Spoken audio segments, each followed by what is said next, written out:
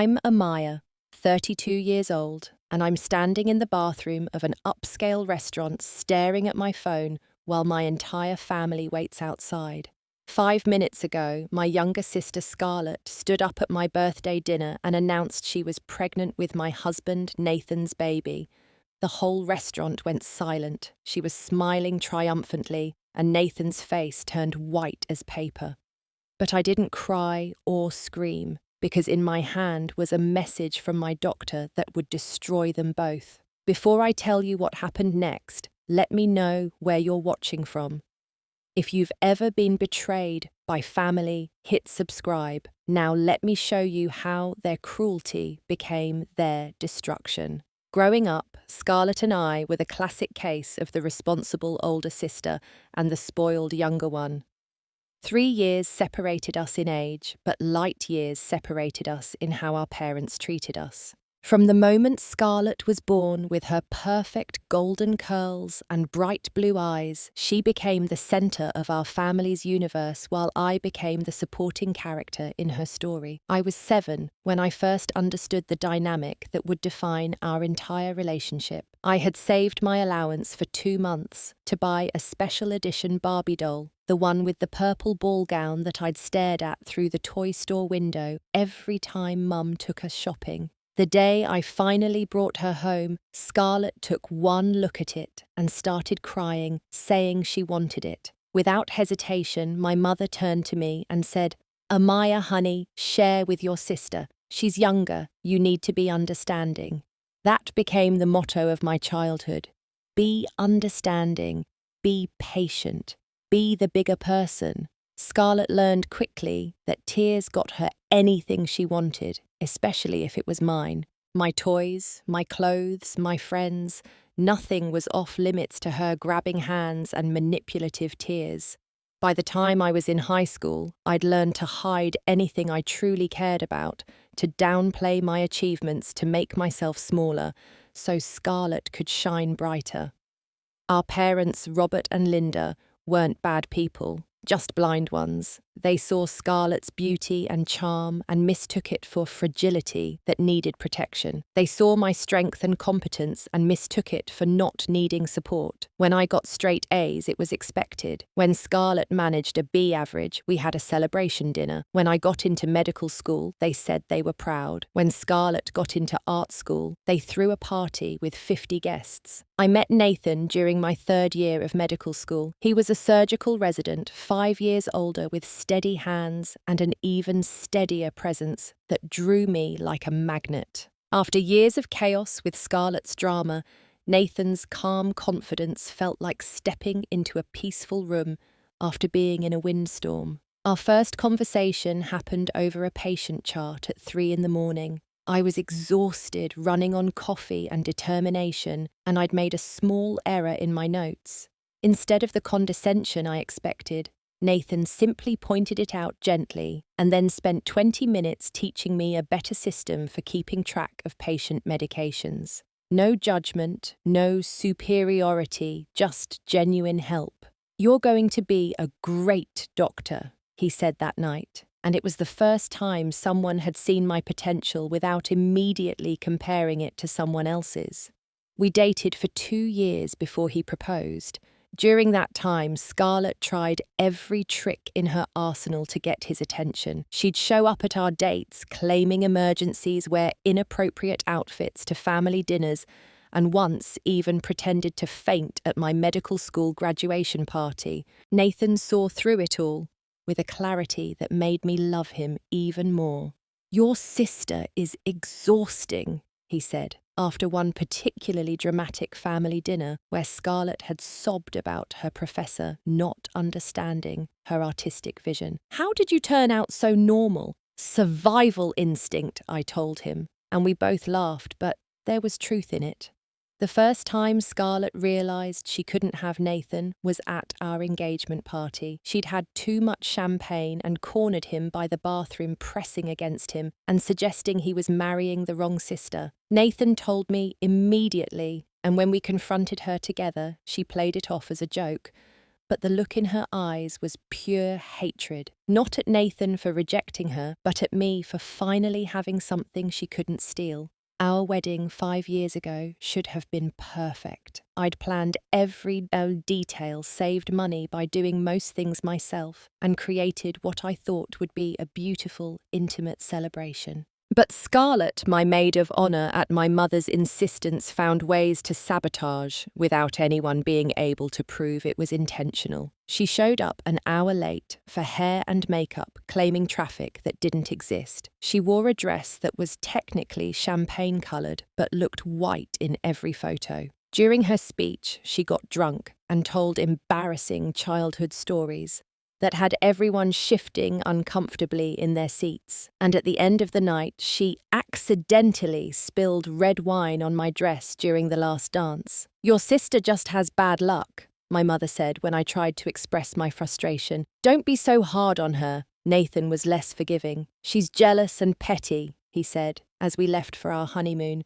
"Promise me we'll limit contact with her." I promised, and for 3 years we did. We built our life together, both advancing in our careers. I became an attending physician in internal medicine, while Nathan established himself as one of the hospital's best surgeons. We bought a house with my inheritance from my grandmother, the one family member who'd seen through Scarlett's act. We started trying for children, and when that didn't happen naturally, we began IVF treatments. Life was good, not perfect, but good. We had dinner together most nights, took weekend trips when our schedules allowed, and supported each other through the stress of medical careers. I thought we were solid, unbreakable. I was wrong. 8 months ago, Scarlett showed up at our door with 2 suitcases and tears streaming down her face. She'd lost another job, been evicted from another apartment, and had nowhere else to go. Despite Nathan's protests and my own reservations, I couldn't turn her away. She was still my sister, and my parents would never forgive me if I left her homeless. "Just for a few weeks," I told Nathan, "until she gets back on her feet." "She's 39 years old," he argued. "When is she going to take responsibility for herself?" But I'd already opened the door, already let the wolf into our home. At first, Scarlett seemed genuinely grateful. She kept the guest room clean, cooked dinner on the nights Nathan and I worked late, and even found a part-time job at a local gallery. She was the version of herself she showed strangers charming and helpful, and I started to think maybe she'd finally grown up. 6 months ago, things started to shift. Nathan began picking up extra night shifts, claiming we needed the money for another round of IVF. He'd come home exhausted, shower immediately, and fall into bed without our usual conversations about our days. When I tried to be intimate, he'd claim he was too tired, too stressed that the pressure of trying for a baby was getting to him. Our second IVF cycle failed 4 months ago. I was devastated, sobbing in the bathroom at the clinic while Nathan sat in the waiting room. When I finally composed myself and came out, he was on his phone texting rapidly with a small smile on his face. The contrast between his expression and my grief felt like a slap. But when I asked who he was texting, he said it was just a colleague sharing a funny meme. 2 months ago, I started noticing more changes. Nathan's phone, which used to lie carelessly around the house, was suddenly always in his pocket. He'd step outside to take calls, claiming they were about patients. He started going to the gym at odd hours, bought new cologne without mentioning it, and twice came home smelling like perfume that wasn't mine. When I confronted him about the perfume, he had an easy explanation. "The new scrub nurse bathes in the stuff. Everyone complains about it. I'll talk to HR if it's bothering you that much." It was reasonable, logical, and it made me feel crazy for suspecting anything. Meanwhile, Scarlett had started going out more, claiming she was networking for her art meeting potential buyers.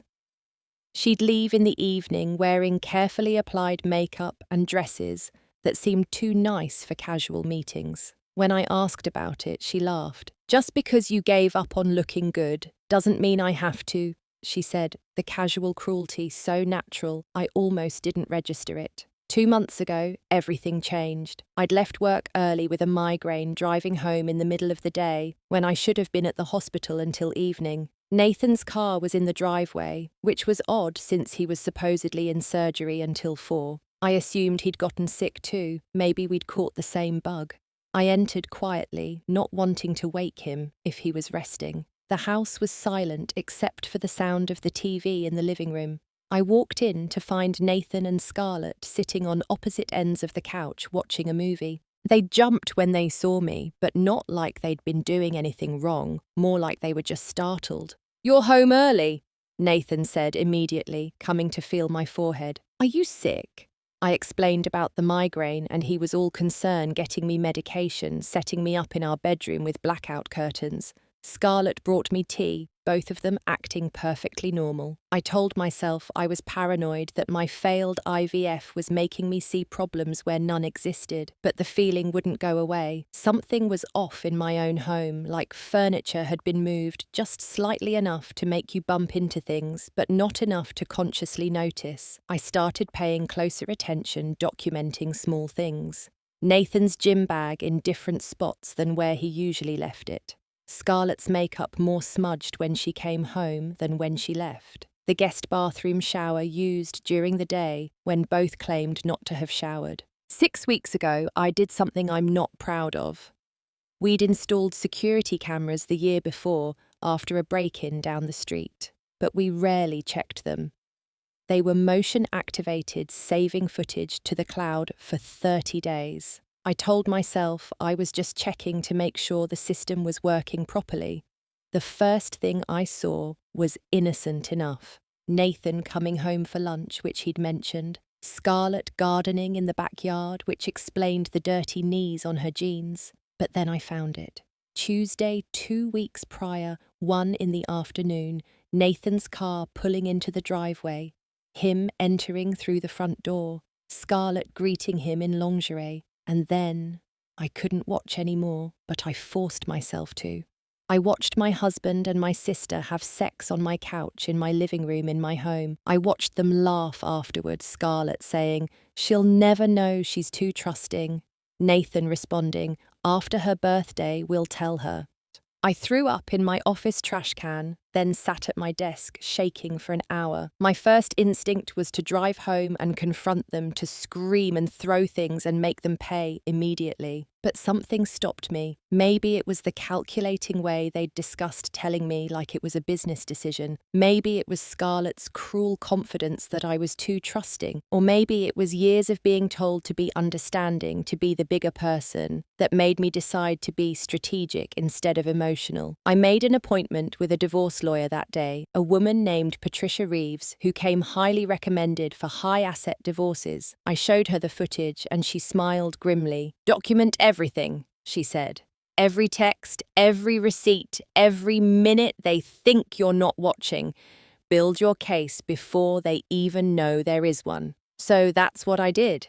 I pretended everything was normal while I gathered evidence. More footage from the cameras showing their affair happened almost daily when I was at work. Screenshots of credit card statements showing charges at hotels during Nathan's supposed surgeries. Text messages I managed to photograph when Nathan left his phone charging. The most important discovery came from my standard STD screening 3 weeks ago, something I did routinely as part of my annual checkup. The test came back positive for chlamydia. I was treated immediately, but the implications were staggering. I hadn't been with anyone but Nathan, which meant he'd gotten it from someone else. And since I knew he was sleeping with Scarlett, that meant she had it too. But from whom? That question was answered when I did more digging. Scarlett wasn't just sleeping with Nathan. She was also involved with Brian Nathan's best friend from college, who was married to Jessica. Security footage from Scarlett's apartment building, which I obtained by befriending the security guard with cookies and sob stories about my missing sister, showed Brian visiting regularly when Nathan was in surgery, and Jessica thought he was at work. The web of betrayal was so complex, I had to create a spreadsheet to keep track of it all. But the most shocking discovery came from Nathan's medical records, which I could access as his emergency contact. He'd had a vasectomy 13 months ago, right after our first failed IVF. He'd never told me, letting me believe we were still trying naturally between treatments, letting me blame myself for our inability to conceive. 2 weeks before my birthday, Nathan came home with flowers and a suggestion that changed everything. He was unusually affectionate, bringing me white roses, my favourites, and proposing we have a big birthday dinner for my 32nd birthday. "You've been so stressed with work and the treatments," he said, holding me close in a way he hadn't in months. "You deserve to be celebrated. Let's invite everyone, make it special." I knew from the camera footage that this was planned. I'd heard them discussing it the day before. Scarlett wanted to announce their affair and her pregnancy publicly to, in her words, make it impossible for her to cause a scene. Nathan was worried about the public humiliation factor, but Scarlett convinced him it was better to be honest, that I'd have to accept it if family was there. "She won't want to look pathetic in front of everyone," Scarlett had said. And Nathan had agreed, so I smiled and accepted his suggestion, playing the grateful wife while internally planning my own announcement. I insisted on the restaurant choice, selecting an upscale French place that had a private dining room with excellent audiovisual equipment for presentations. I told Nathan I wanted to share a slideshow of memories from the past year. "That's so like you," he said, kissing my forehead. "Always so sentimental." I contacted my best friend Rachel, also a doctor at our hospital, and told her everything. She was furious on my behalf, but agreed to help with my plan. Together, we created a presentation that looked like birthday memories, but was actually a carefully curated exposure of the truth. The STD results had opened another avenue of investigation. When I discreetly informed Brian that he should get tested for something he might have picked up from a recent partner, he panicked and confessed to the affair with Scarlett. He also revealed something crucial. Scarlett had told him she was on birth control, but he'd seen prenatal vitamins in her apartment. She was actively trying to get pregnant, but with whom, 3 days before the dinner, I had my regular checkup with my fertility specialist. She ran a routine pregnancy test before discussing our next IVF cycle, and it came back positive. 6 weeks pregnant, naturally against all odds. The irony was so sharp it could cut glass. After years of trying, I was finally pregnant, just as my marriage was ending. I didn't tell anyone except Rachel. This would be my ace, saved for the perfect moment. The night before the birthday dinner, I watched Nathan and Scarlett on the cameras one last time. They were in the kitchen while I was supposedly at my book club. "Tomorrow's the day," Scarlett said, her hand on her still flat stomach. "After this, we can stop hiding." "Are you sure the baby is mine?" Nathan asked, showing the first sign of doubt I'd seen. "Of course it's yours," Scarlett lied smoothly. "Who else would it be?" They kissed, and I turned off the footage.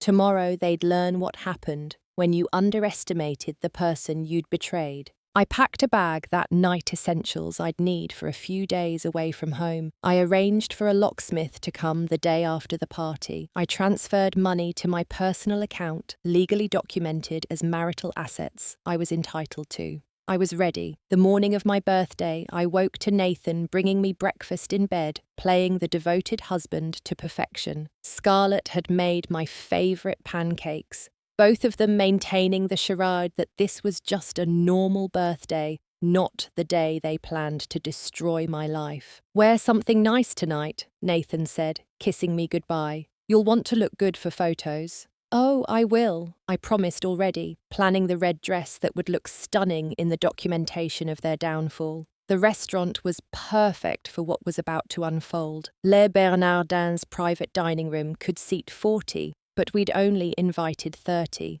Nathan had spared no expense, ironic considering he was spending our money to fund his own ambush. Crystal glasses, white tablecloths, orchids, as centerpieces, everything designed to make this look like a celebration of our perfect life. I arrived deliberately last, making an entrance in the red dress Nathan had bought me for our anniversary 2 years ago. It hugged every curve, showed just enough skin to be elegant, and the colour would photograph beautifully against the neutral tones of the restaurant. If they wanted to humiliate me publicly, I'd make sure I looked unforgettable while turning the tables. "There's the birthday girl," my father Robert boomed, raising his champagne glass. My mother Linda rushed over to hug me, whispering how beautiful I looked. They had no idea their younger daughter was about to detonate a bomb in the middle of dinner. Scarlett wore a deliberately tight dress that emphasized her slightly rounded belly, though at 3 months she was barely showing. She kept touching her stomach in that performative way newly pregnant women do when they want attention. Nathan's eyes followed her movements, and I watched him watching her, filing away every glance for strength later.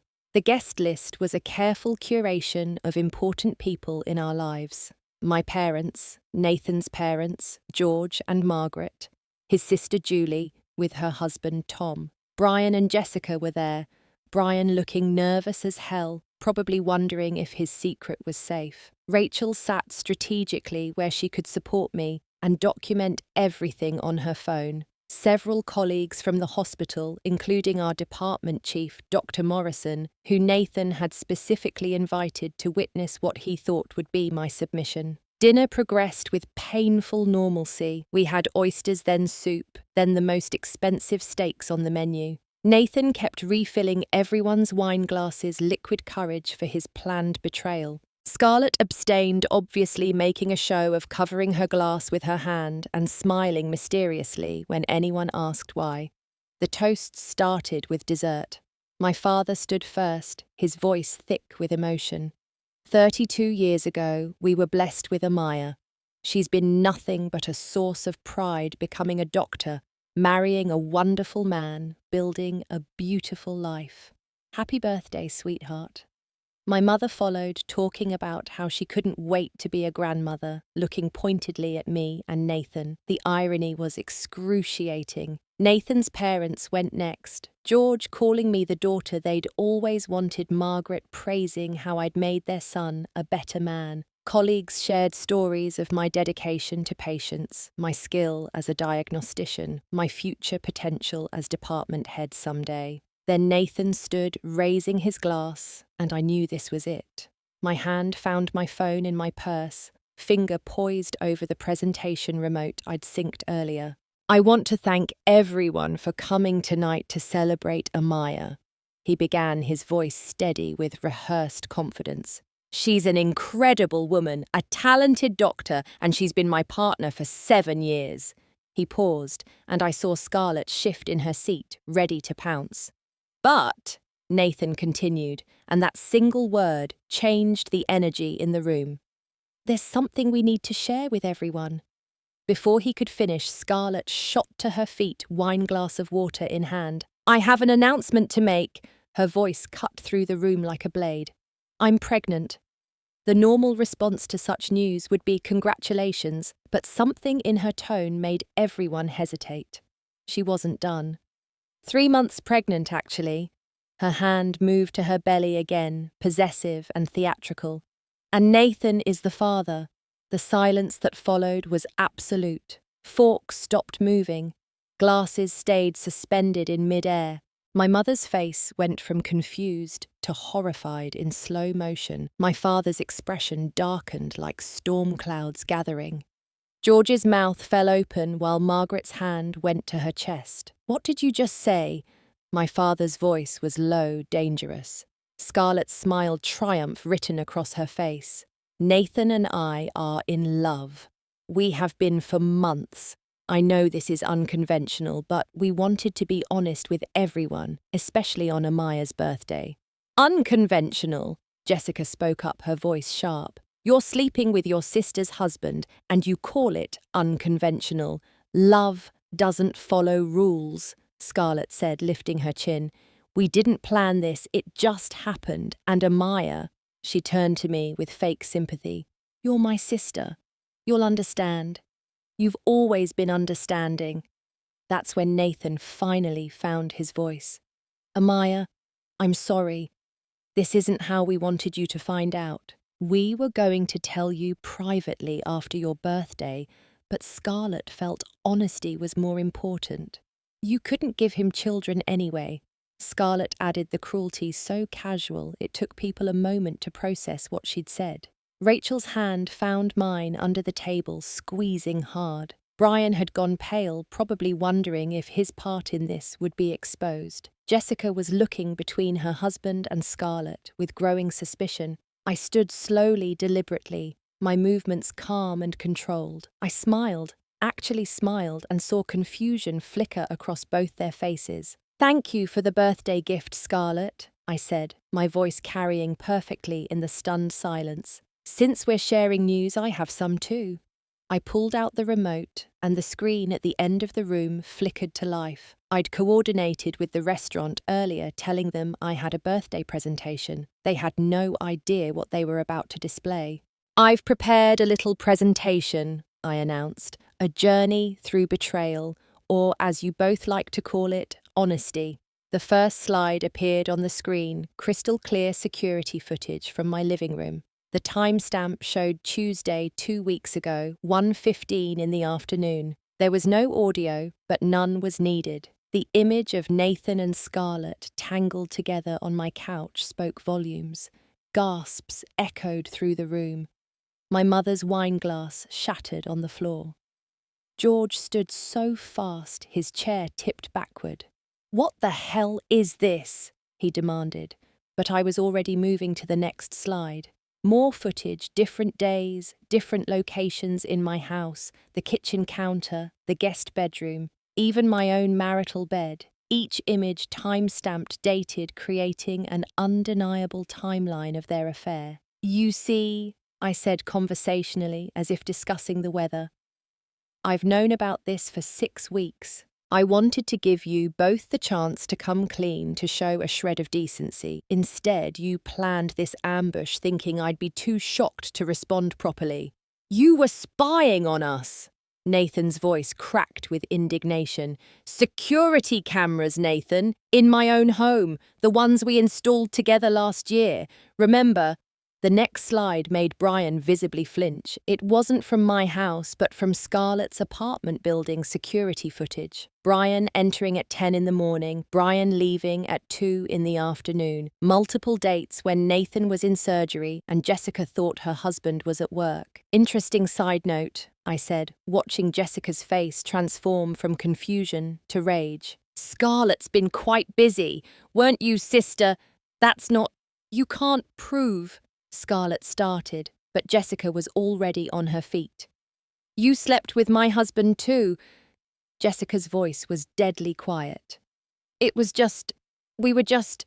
Brian stammered. "Shut up," Jessica said, and he did. The next slide was medical documentation. Now for the really interesting part. "Nathan, remember that rash you had last month? The one you said was from new laundry detergent." His face went white. He knew what was coming. "STD panel results," I announced as the test results appeared on screen. "Positive for chlamydia," which is interesting because my tests are negative. So either you got it from Scarlett or... "Scarlett, care to share how many partners you've had recently?" "This is a violation of privacy," Nathan shouted. "Those are confidential medical records. Actually, these are my medical records showing my negative results. And this," I clicked to the next slide, "is public health documentation about STD reporting requirements. Did you know that when someone tests positive, their partners can be notified through the health department? Brian, you might want to get tested." Brian looked like he might vomit. Jessica had moved away from him, disgust written across her face. "But wait," I said, smiling wider now. "There's more. The pregnancy announcement is particularly interesting. Scarlett, you're 3 months pregnant, you said." She nodded, her earlier confidence cracking. "Nathan, would you like to share something about your medical history?" "No, let me help." The next slide was a medical record carefully redacted but clearly showing a vasectomy procedure from 13 months ago.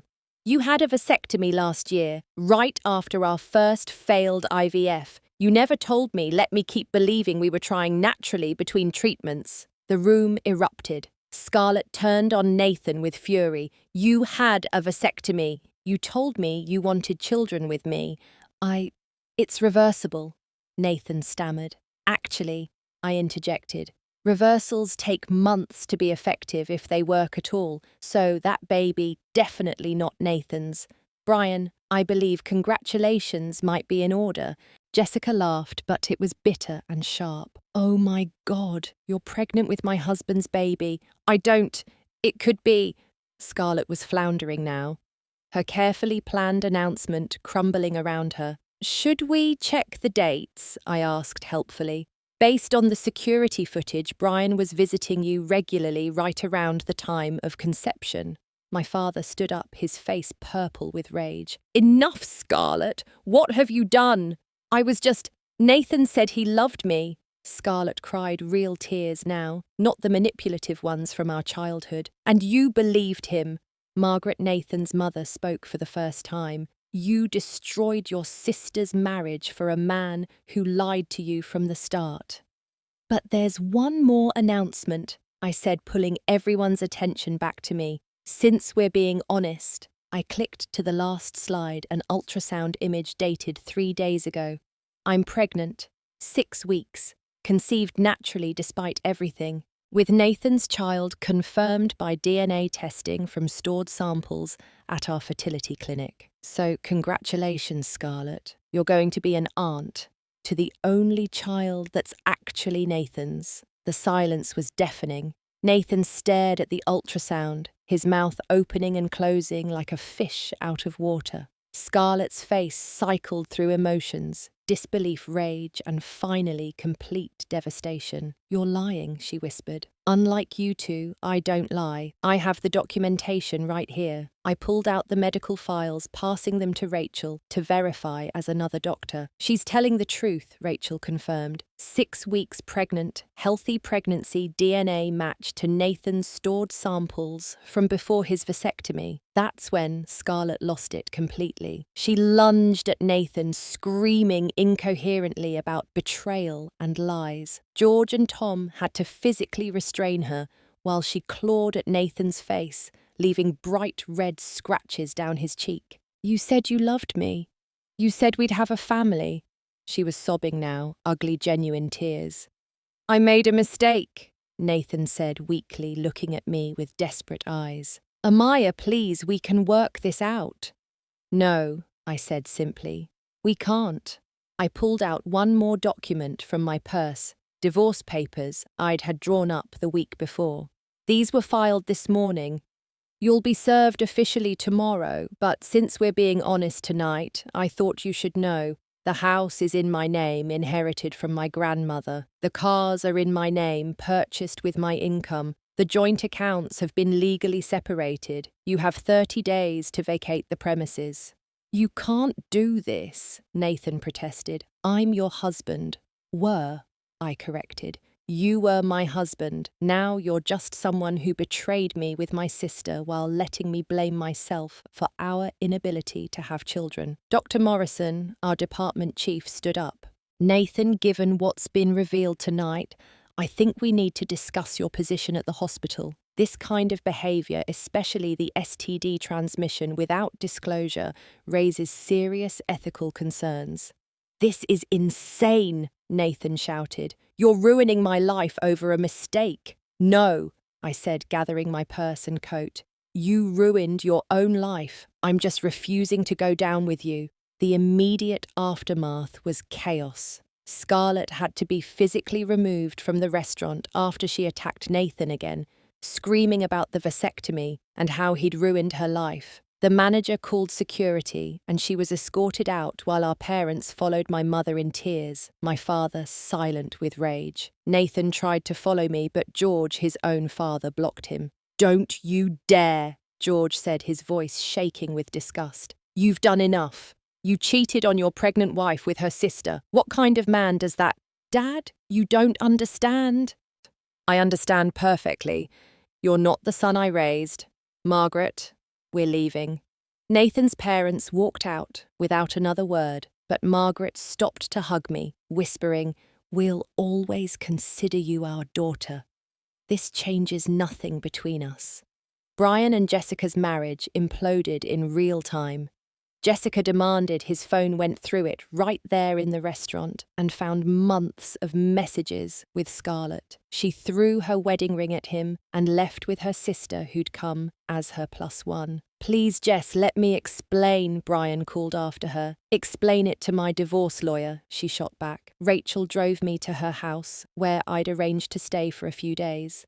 In the car, the adrenaline finally wore off and I started shaking. "You were incredible," she said, squeezing my hand at a red light. "The way you handled that, the composure, I would have thrown things.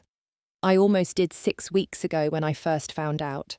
But then I realized they expected me to fall apart. They counted on it. The best revenge was to stay calm and let them destroy themselves." My phone exploded with messages, some from family expressing shock and support, others from mutual friends who'd heard through the grapevine. The most satisfying was from Dr. Morrison, assuring me that Nathan's position at the hospital would be reviewed immediately. The next morning, I woke to find the security footage had been leaked online. Someone at the restaurant, probably a staff member with a phone, had recorded the entire confrontation. It went viral within hours, #birthday bombs, trending locally. Nathan became an instant meme, the cheating husband with a secret vasectomy. Scarlett was branded the worst sister ever by thousands of commenters. Nathan tried to do damage control, posting a long statement about making mistakes and asking for privacy, but the internet had already made its judgment. His professional reputation was destroyed. The hospital placed him on administrative leave pending an ethics investigation. The STD transmission without disclosure was particularly damaging as it violated both professional ethics and potentially criminal law regarding informed consent. Scarlett tried calling me dozens of times, leaving increasingly desperate voicemails. "Amaya, please, I'm sorry. I didn't know about the vasectomy. He lied to me too. You're my sister, we can work this out. The baby needs family. Please don't abandon us. This is all Nathan's fault. We're both victims here. I didn't respond to any of them. She'd made her choice when she decided to sleep with my husband. The fact that he'd lied to her too was poetic justice, not my problem to solve. My parents were devastated. My father called his voice broken. "How could Scarlett do this? We raised you both the same." "No, Dad, you didn't," I said gently but firmly. "You raised me to be responsible and her to be entitled. You taught me to sacrifice for her happiness and her that she deserved whatever she wanted. This is the result." It was harsh, but it was true. The patterns established in childhood had led directly to this moment. My mother took it harder. She'd always been so proud of Scarlett's beauty, living vicariously through her younger daughter's charm and social success. To see that daughter revealed as a homewrecker pregnant with her other daughter's husband's best friend's child was more than she could process. She checked into therapy, finally acknowledging that her favoritism had contributed to the disaster. The legal proceedings moved quickly. Nathan had no leg to stand on. The prenup we'd signed at his insistence ironically protected my inherited assets. His infidelity voided any claim to alimony. The evidence I'd gathered made custody arrangements straightforward, 90% custody to me, with supervised visitation for him once the baby was born. 2 weeks after the birthday dinner, paternity tests confirmed what I'd suspected. Scarlett's baby was Brian's. Brian's marriage was over, Jessica taking him for everything in the divorce. He was ordered to pay child support to Scarlett, who suddenly found herself a single mother with no job, no home, and no family support. Nathan, stripped of his position at the hospital and blacklisted in the medical community, had to take a job at a rural clinic 3 states away. He sent me a letter before he left, trying one more manipulation. Amaya, what we had was real once. This mistake doesn't erase 7 years of marriage. The baby deserves to know its father. Please reconsider. I sent back a simple response. The baby will know exactly who its father is. A man who betrayed his pregnant wife with her sister and lied about a vasectomy. Every action has consequences. These are yours. 6 months have passed since that explosive birthday dinner, and my life looks nothing like I imagined it would. At 32 years old, I'm 7.5 months pregnant, thriving as the new department head at a different hospital and living in a beautiful townhouse I bought with my settlement from the divorce. The promotion came unexpectedly, but deservedly. After the video of my birthday dinner went viral, I received dozens of job offers from hospitals, impressed by my composure under pressure. The board at my hospital tried to keep me by offering the department head position that had been earmarked for Nathan before his spectacular fall from grace. Anyone who can handle a situation like that with such dignity and strategy is exactly who we want leading our team, the chief of staff told me. My pregnancy has been surprisingly smooth, a stark contrast to the stress of IVF treatments. The baby is healthy, active, and due in 6 weeks. I've decorated the nursery in soft yellows and greens, a peaceful space that feels like a fresh start. Nathan's parents, George and Margaret, have been incredibly supportive, visiting regularly, and already referring to themselves as grandparents. This baby is our grandchild, regardless of our son's behaviour, Margaret said firmly during their last visit, bringing handmade blankets she'd knitted herself. Nathan has attempted contact multiple times, sending letters through his lawyer requesting updates about the pregnancy. I forward them medical summaries as required by law, but nothing more. He won't be at the birth, and his name won't be on the birth certificate. Initially, my lawyer made sure of that, given his absence and behaviour. Scarlett gave birth last month to a boy she named Alexander. The irony of her situation isn't lost on anyone. She's living with our parents now, struggling with single motherhood, while Brian fights paying child support, claiming he was entrapped. Their legal battle is ongoing and ugly, with both parties airing dirty laundry in court. She sent me a picture of the baby, with a note. "He's your nephew, doesn't that mean anything?" I sent it back, unopened. Blood relation doesn't obligate me to forgive betrayal. My parents have been trying to facilitate a reconciliation, but I've been firm in my boundaries. "She's struggling, Amaya," my mother pleaded during our last conversation. "She made a mistake, but she's paying for it. The baby is innocent."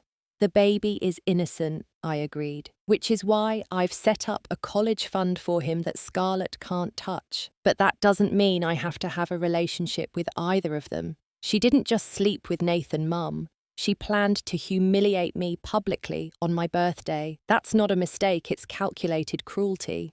The viral video has had unexpected positive consequences. I've been contacted by several women's organisations asking me to speak about betrayal recovery and standing up for yourself. I've declined most invitations, preferring privacy, but I did agree to write an article for a medical journal about maintaining professionalism during personal crisis.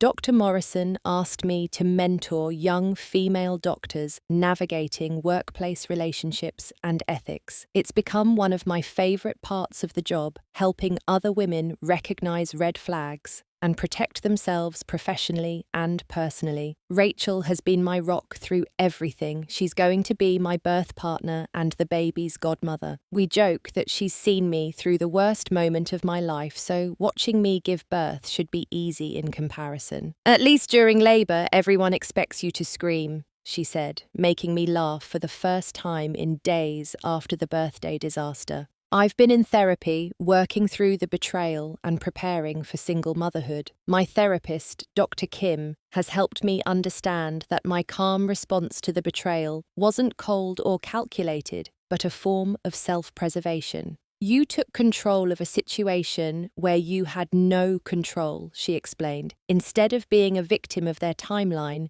you created your own." The most unexpected development has been meeting James, ironically, at a divorce support group Rachel dragged me to. He's a pediatric surgeon whose wife left him for his brother, so he understands betrayal on a visceral level. We're friends for now, nothing more, but there's potential there for the future. He makes me laugh, respects my boundaries, and already offered to babysit when I need help. Single parents need to stick together, he said, and I appreciated that he saw me as capable, not damaged. Last week, I ran into Jessica at a prenatal yoga class. She's also pregnant, having met someone new after her divorce from Brian. We ended up having coffee afterward, bonding over our shared experience. The best thing about them betraying us with Scarlett, she said, is that we got to see exactly who they really were. No more wondering, no more doubting ourselves. They showed us publicly and undeniably. She was right. The public nature of the betrayal, which they'd intended as my humiliation, had become my liberation. No one could gaslight me about what happened. No one could suggest I was overreacting or being too sensitive. The entire world had seen exactly what they did. Nathan's fall from grace has been complete. After losing his hospital position, he couldn't find work anywhere reputable. The video of the birthday dinner tagged with his full name appears whenever anyone Googles him. He's working at a free clinic in rural Montana, now making a quarter of his previous salary. His letters have grown increasingly desperate, begging for a second chance, promising therapy, offering to do whatever it takes. The latest one arrived yesterday. I know you'll never forgive me, but please don't keep our child from knowing me. I made terrible choices, but I can be a good father. Please, Amaya. I actually considered it for the baby's sake. Then I remembered him letting me cry after failed IVF cycles while knowing he'd had a vasectomy. The cruelty of that deception was unforgivable. He'll have supervised visitation as the law requires, but nothing more. My sister's situation has become a cautionary tale in our social circle. At 29, she's a single mother living with our parents, no job prospects, and a reputation that precedes her everywhere. The viral video ensured everyone knows exactly what she did. She can't date because every potential partner Googles her and finds the story. She can't get a job because employers see her as a liability. Our parents are exhausted, having to raise a grandchild while supporting their adult daughter who refuses to take responsibility for her actions. She still maintains that Nathan seduced her, that she was a victim too, but the security footage clearly shows her initiating many of their encounters, planning the birthday announcement, reveling in the cruelty of it all. She's becoming bitter, my mother told me sadly. She blames everyone but herself. That tracks with the Scarlett I've always known. Nothing was ever her fault. Even now, faced with the consequences of her actions, she's playing the victim. The baby kicks as I write this strong and insistent, reminding me that despite everything, something beautiful came from this disaster. This child will grow up knowing their worth isn't dependent on anyone else's validation. They'll be raised with boundaries, accountability, and the understanding that love isn't possession or manipulation. My grandmother, whose inheritance gave me the freedom to leave Nathan, used to say, "When someone shows you who they are, believe them the first time." I didn't listen, with Nathan ignoring small red flags for years. But when he and Scarlett showed me who they really were, publicly and undeniably, I finally believed them. They thought they were taking my dignity that night at my birthday dinner. Instead, they gave me my freedom. They thought they were announcing my humiliation. Instead, they announced their own destruction. They thought I would crumble, beg, make it easy for them to transition into their new life together. They thought wrong. The most satisfying part isn't even the justice, though, that feels good. It's the peace. I wake up every morning in my own home, making my own decisions, building my own future. No more walking on eggshells, no more doubting my instincts, no more shrinking myself to make others comfortable. Scarlett took my husband, but she actually did me a favor. She revealed that he was never worth keeping. She showed me that the life I was living was built on lies. and in trying to destroy me, she freed me to build something better. My phone buzzes with a text from James. Pregnancy craving emergency. I'm at the store. I smile, texting back. Pickles and chocolate ice cream, don't judge. No judgment, just concern for your taste buds. He responds, adding a laughing emoji. This is what healthy looks like. Jokes without cruelty, support without conditions, friendship without agenda. Things I never had with Nathan but convinced myself I didn't need. My hand rests on my belly as the baby settles for the night. In 6 weeks, I'll meet this little person who exists because of love, even if that love turned out to be an illusion.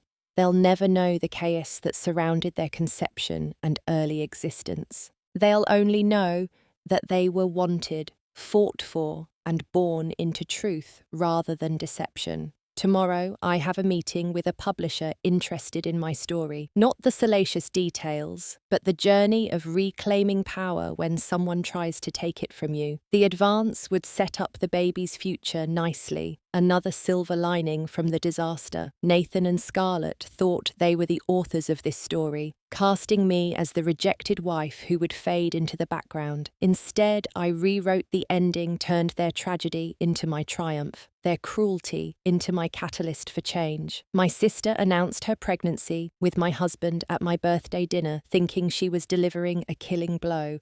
Instead, she handed me a sword, and I used it to cut myself free. That's the truth that ended them both, not just the vasectomy, or the affairs, or the lies.